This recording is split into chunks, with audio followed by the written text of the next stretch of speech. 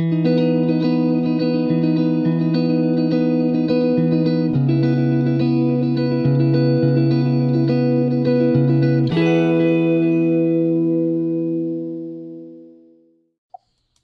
beautiful creatures of the world, and welcome back to Coffee with Kerri-Lynn. It is a rainy, hot, humid day here in the far north of Maine, up along the Canadian border in the crown of Maine. This is just going to get bigger and bigger as we go. It's absolutely crazy, the hair. I have to wear it down because it's tired of being up, and it tells you get a little headache every time you put it up, and it's just sick and tired of being up, but this is why I don't wear it down on these days, ladies and gentlemen, beautiful creatures of the world. If you've never been to my podcast before, we talk about my hair a lot around here. I have curly girly hair problems. I am also growing older with grace and the attitude of gratitude. I just noticed I'm getting a beautiful little skunk stripe here. I love it. If you've never been with my channel before, you do not know the backstory and why I'm so excited to grow old. Ladies and gentlemen, if you are just joining my show for the first time, quick backstory. For those of you who know the backstory, you can go grab yourself a quick cup of coffee. I was very young. I was 14 years old. I was diagnosed with a chronic illness. I was given a life expectancy of 40 years old. When I had my third child at the age of 24, I had a near-death experience. I'm pleased to say that I am now 13 years past my expiration date. And I am very happy about it. And it feels good, ladies and gentlemen. Beautiful creatures of the world. So I am very happy to be growing older with grace and the attitude of gratitude. If you are vacationing here in the far north of Maine, I do apologize for all the rain that we're having. We've had rain every single day for the last couple weeks. It's been terrible. We've had unscheduled rain, and now we're in the scheduled rain portion of the program. Apparently, this is the last day. We're supposed to have a great weekend. The temperatures are supposed to get up there in the 80s. The sun is supposed to shine until Tuesday. A lot of people take their vacation time up here. They love vacationing on the 4th of July, the week of the 4th of July. We are inundated with vacationers, and a lot of people that live away now but are from the area, they like taking their work vacations and coming home for a couple weeks because we are now into Potato Blossom Festival week. So we're hoping that the rain doesn't come on Tuesday like it's supposed to. I'm really tired of it. I'm tired of not being able to be in the meditation tent because it's just a swampy mess in there. And there's an old adage in the county: if you don't like the weather, wait a minute, it will change. And it will. It does change. I'm just hoping it doesn't come back because we really do need an amazing Potato Blossom Festival. There's just been too much shenanigans that are going on in the news, and too much shenanigans happened last weekend in Fort, and it's just, the community needs a break. Absolutely. We need a break. We need to decompress. We need good news, and we need a little bit of lightness in our lives. So that's what I'm going to say on that subject. We celebrated the week of the 4th of July. We are now celebrating the week of the Potato Blossom Festival and his birthday. Yes, it is his birthday week. As a result of all the celebrations, we've been inundated with company coming and going, and it's just been great. Everybody's been over. We've had little bonfires, little cookouts, all that great stuff. And our friends have stopped by. They've brought their kids, their grandkids. So it's just been an amazing weekend. It just continues. The celebrations never stop here on the homestead. It just continues until his birthday comes, his birthday goes, and then we'll finish it up with the Potato Blossom Parade, and we're just back into a regular summer life here on the homestead. A little bit more relaxing. I love having the company, but I also love to see the company go because it's just very hectic. We don't have a very hectic lifestyle here. There's a lot of things when you have a homestead that you can't do. You know, you're kind of stuck on your homestead. And when you have people hanging out with you or they want you to go places, it just becomes very, chaotic. Your quiet life, your simple life becomes very hectic. The hustle bustle life of the city when the city people want to do stuff. With all the company, we've had young people around, and they range from the ages of 14 to 26 years old. And you need to not always be a stodgy old adult when you get young people into your social circle. You like to listen to the young people, to their opinions. You like to try to learn from them. And you hope that they like to listen to your opinions and learn from you. Maybe they do, maybe they don't, who knows. They're growing up in a much different time than we grew up in. We're Gen Xers here. So we grew up in the 70s and 80s. And it was just so different than what these kids are experiencing. Raising kids was different in the old days. I would not want to have the responsibility of raising children today in this. It's this. They are so connected to the internet and so disconnected from the people in their immediate sphere. It's a very wild thing when you have discussions with young people. So you're trying to find a way to connect, and I found that way to connect. There was a few children that I encountered over the last couple of weeks that were like, "You're a content creator? Oh my gosh." So we got to talk a little bit about content creation and kind of what we're going to talk about here today. They have friends that are TikTokers.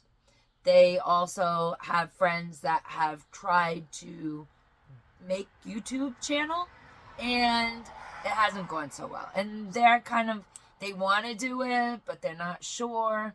And there's a lot of self-esteem problems with today's youth.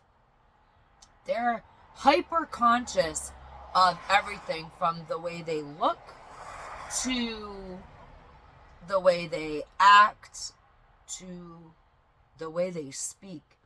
And they're growing up under a lot of pressure. And it's just, there's no good can come of it. Like I said, Gen Xers, we grew up in a simpler time. These kids are growing up with these online challenges. We grew up in the day where your friend challenged you to jump out of a tree 40 feet in the air, and you were like, "Oh, hell no, because if I break my leg and go home, my mama going to kill me." You know, we didn't do that. We had common sense. Didn't have to prove nothing. I was always a person that had to prove nothing. If my friends were being stupid, I just walked away from that nonsense.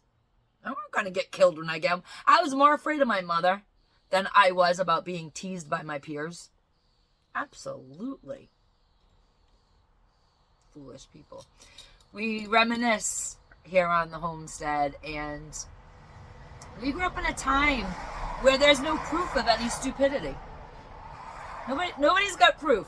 I'm sure there's a picture or two of me out there when I was 15, 16, 17 years old. But there's no proof that anything wild happened back in those days. There's no video proof. There's no photography proof. There's nothing like that. And I tell people when you get together, class reunions and all that crap. And I'm like, yeah, you're talking conspiracy theories now. You're of a certain age. You're starting to lose it. Early onset. So, it's just, nowadays, it's filmed. The friends are filming you and posting it online, and it's embarrassing. And that kind of embarrassment never goes away. It's just there. Always. Even if you scrub the internet, even if you scrub your information from the internet, there are things that are there that you are not even aware of. And I think that's very sad for these kids growing up now. And now they all want to be famous TikTokers. They want to have the amazing YouTube channel with 150,000 subscribers. And they don't know how to get there. And we had a lot of discussion about content creation and why a lot of people do not succeed being a content creator, because more people fail at it than actually make it. And you have to understand that statistic when you go into content creation. We joke around here on the homestead that I am the smallest syndicated podcast on the internet. I send my stuff into my distributor, they throw it everywhere. I don't even know some of these platforms that I'm on, but I'm there, and on a couple platforms I'm making a little money from it. Not enough to make a dent in anything. I don't have any sponsors. I can say what I want and do what I want, provided I'm within the parameters of the algorithm. And there's always things that you need to worry about when you're content creating, such as what you say, how you say it, where you say it, and why you're saying it. Because the algorithm doesn't like a lot. You have to keep up on, which is a full-time job, keeping up on the terms and agreements on these platforms, because they change every single month. Now we have platforms that are going to once again institute the misinformation, disinformation policies. And you can lose your channel in a heartbeat. So what do I say to young people that want to create content? First of all, you don't need any special equipment. You got a phone, you're a content creator. If you want the audio end of it, all you need is your little laptop, put an app on it, record your voice, find places to distribute your podcast to, and be yourself above everything else. Whatever you choose to podcast, make sure you are always you. Don't worry about the hair fussing. Don't worry about the makeup. Don't worry about the background as much. It's what you're saying that really does matter to people. Even if you got a froggy voice saying it, it's what you're saying. You can't worry about other people's opinions. We're a variety show. I'm a variety show. I didn't know what I wanted to be. I like talking about politics and news, but I am a three-dimensional, well-rounded person. I also like talking about life, love, the pursuit of my happiness and your happiness. I like talking about relationships. I like talking about marriage, kids, big kids, little kids, grandkids. I like talking about being in nature, living close to the land. I like talking about my homestead and my livestock and my gardens. I like cooking. So I like showing things that I cook. I like making herbal medications. I shouldn't say medications on these platforms. I like making herbal ointments and salves and tinctures that we use daily here on the homestead. And I like filming that. I like preserving my garden, and we film that too. I like just about anything and everything that happens in life, and I like to put it on video. I like to video my experiences. My husband doesn't like videoing too much, but I like to video. It's a comprehensive record for my grandchildren, because there will be a time that I'm not here. My grandchildren are all very, very young, and we're getting a new baby in a month. So, it's just, I want to make sure I'm an older grandma, and I want to make sure that the record of my life is here in case they want to see it. And that's what I'm doing. So just be you, and don't worry about the content that you're making. These platforms will put you in a box. You don't need to put yourself in a box. For over a year and a half, the platforms didn't know how to brand me. You're trying to get in on an algorithm. They're seeing who's watching me, who watches other channels, what other channels am I like. I do DIYs, I do cooking, I do talking, I do news, politics, and they just didn't know where to drop me.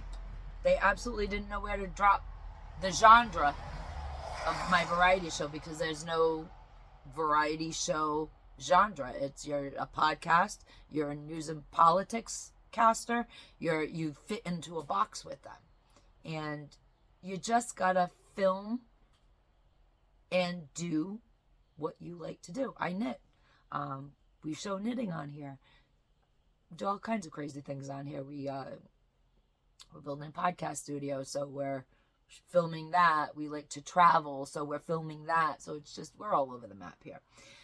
I'm not trying to get rich doing this. I'm not even trying to earn an income doing this. I don't care about it because I earn my income a different way. This is just a way for me to give back.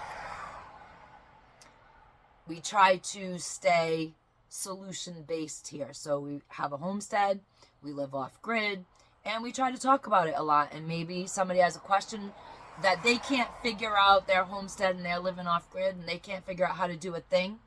And they're too afraid to ask, and sometimes we just come up with the solution, and they're like, perfect. And they modify it a little bit, and they solve their own problem. So that's what we do here for content creation. And if you want to start content creating, do what you like. And be authentic about it. Be you.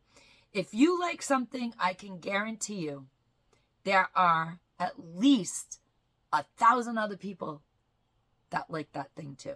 And they're just waiting to come across a podcast that talks about it.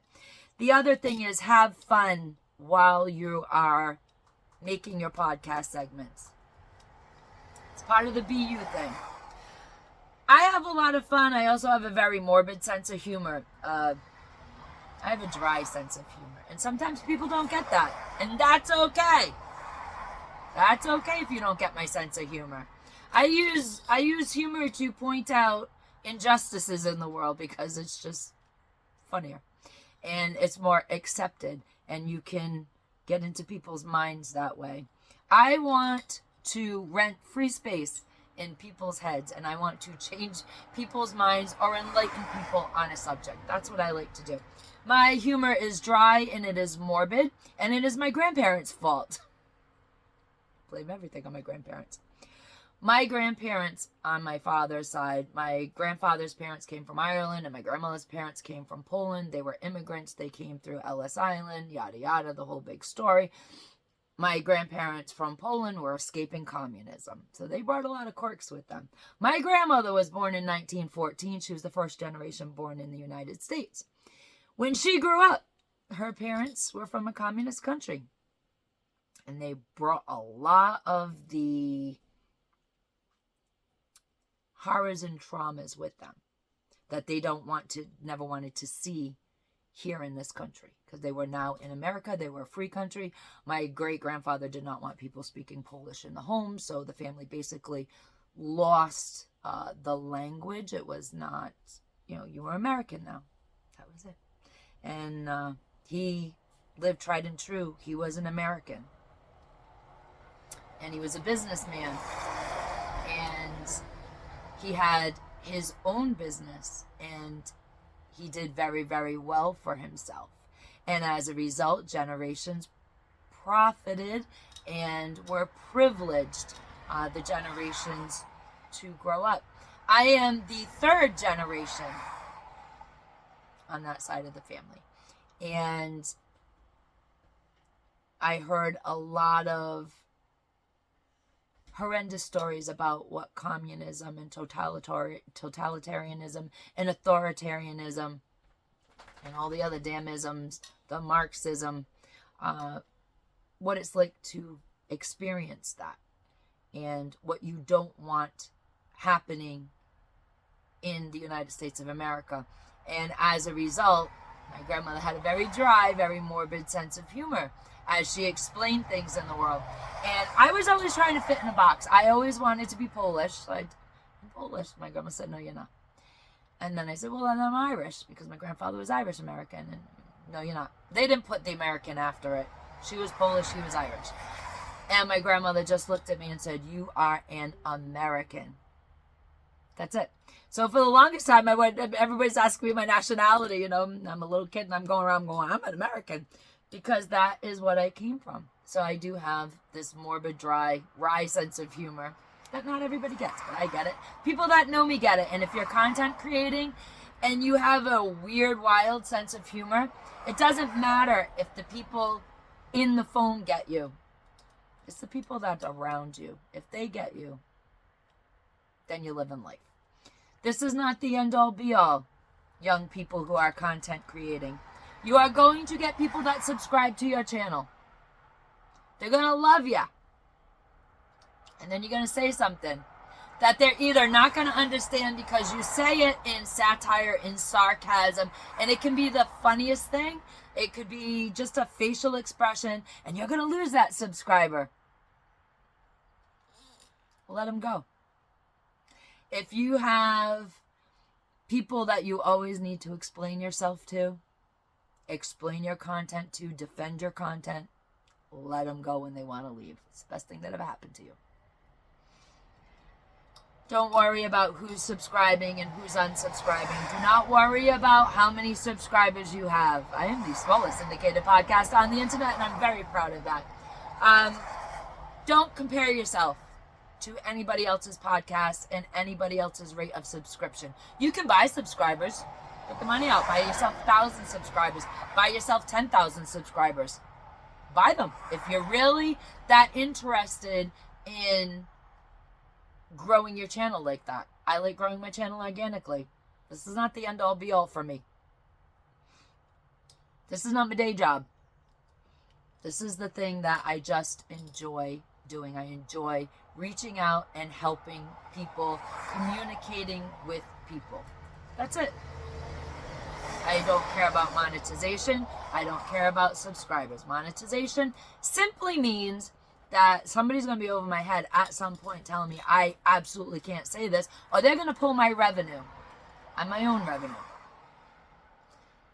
As far as subscribers go, it doesn't matter how many people subscribe to my podcast. Everybody has subscribes. They're really smart individuals, and we do love each and every one of our subscribers. It is my audience. I appreciate every single person that does subscribe to my channel. Absolutely. You got to remember, without them, you don't have a podcast. So always keep that in mind. But when you have people that turn on you or unsubscribe, YouTube unsubscribes people too. Just let it go. Let them go. It doesn't matter.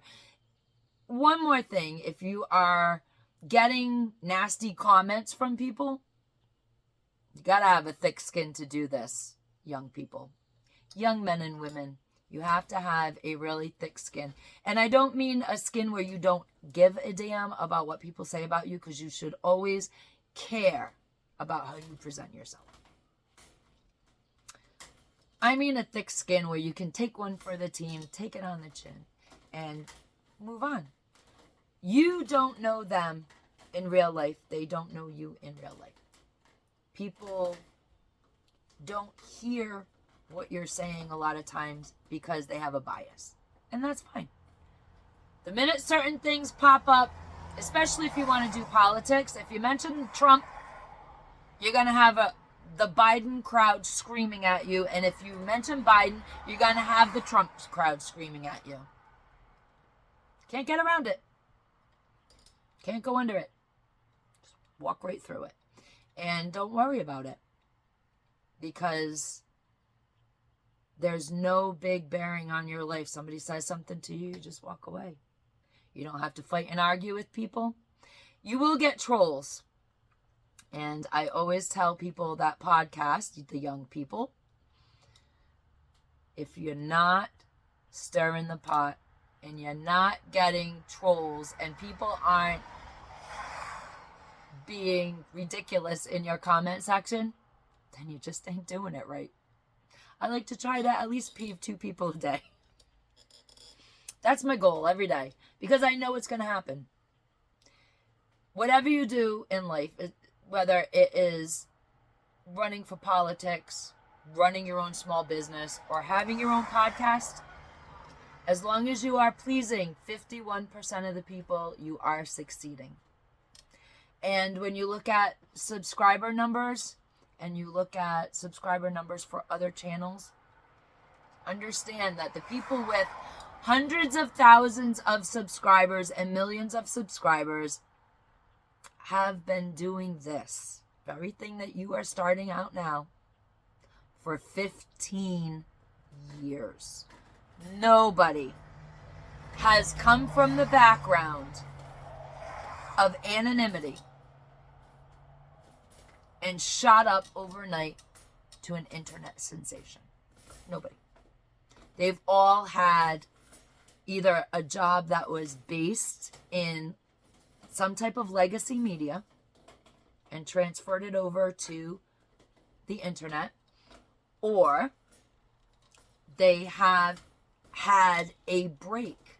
They were reporters, and then somebody whispered something to Joe Rogan, and they showed up on Joe Rogan's podcast, and they became an overnight launch. That ain't gonna happen to you. Those are the one in a bazillion people. And you can watch some of them people on the internet. Go watch Timcast. He started out very young on the internet, and now he owns his own media company. It's absolutely fantastic. Follow these guys. Follow the stories. Follow Appalachia's Homestead. Follow Doug and Stacy. Follow the Canadian Prepper. They had humble beginnings, and they've been doing this for a very long time. And now they are who they are. And at one time, they were where you are, where I am right now. And they give a lot of good advice to podcasters, to content creators that want to work in the genre that they speak of. They tell you little things that are going on within the algorithm of the platforms, what you should say, what you shouldn't say. Another great podcast is The Quartering, Jeremy from The Quartering, and of course the Roseanne Barr podcast. I love Roseanne. And you get a lot of tips and tricks from these special people, these people who have made it and have succeeded in the public world because they have teams behind them. They have people monitoring the algorithm. They know what you should be saying and what you shouldn't be saying. They are supporters of alternative media. They want people like me, like you, in the sphere. They want to get the information out there, and they tell you what you can say, what you can't say, what policies are coming out, what their representatives have contacted them about, what they've had episodes taken down from. So follow them and take note. I take note from people that are younger than me, and I take note from people that are older than me. I'm somewhere in the middle. Again, this is not my life, young people of America that want to, or the world that want to do, get into podcasting. This is not my life. This is not reality for me. This is a good hair day, a bad hair day, a little bit of makeup. No filters on the camera though. This is a good voice, a bad voice. I went to the thrift store. I bought a chair. I bought a blanket. I went yard sailing. Bought a few kitschy little items. And a year and a half later, I'm building my own podcast studio. You can do it. It's persistence. Never quit. Never stop. Be yourself. And don't worry about anything. And when people get sassy with you, let them go. They bear no impact directly on your life. That being said, thank you to each and every one of my subscribers. I absolutely appreciate you. And we know here at Coffee with Kerri-Lynn, without you watching this show, I am just a crazy old lady that lives 15 minutes from the Canadian border, screaming into the abyss. Carpe diem, beautiful creatures of the world, because no one promised you a tomorrow.